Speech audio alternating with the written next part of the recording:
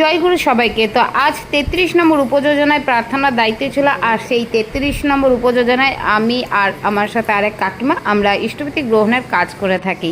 তো তারপরে আমরা প্রার্থনা করার পরে আমি একটু মন্দিরের চারিদিকটা দেখাচ্ছিলাম। তারপরে যেহেতু সবাইকে প্রণাম করার পরে এরপরে আমাদের একটা ফটো তোলার একটা রীতি রয়েছে, ফটো তোলা হয়েছে। তারপরে এবার চলে এসেছে সবাই থানকুনি পাতা খেতে। এবার থানকুনি পাতা খাওয়ার পরে তারপরে এখানে ঠাকুরের প্রসাদ দেওয়া হচ্ছিল। তা আজকে আমি ভাবলাম যেহেতু মন্দিরে এসেছি, যখন একটু ঠাকুরের কাজ করে যাই, আর যখনই আমি মন্দিরে আসি তখনই ভাবি একটুখানি ঠাকুরের কাজটা করে যাই।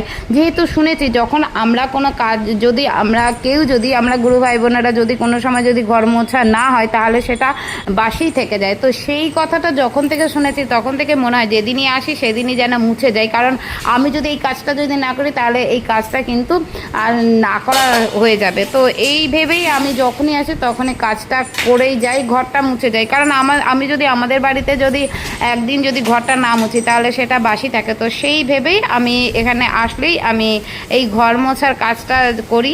তো যেহেতু সবাইকেই বলবো সবাই আসো, উপযোজনাতে প্রার্থনা করতে আসো, তার সাথে একটু করসেবা করে যাও।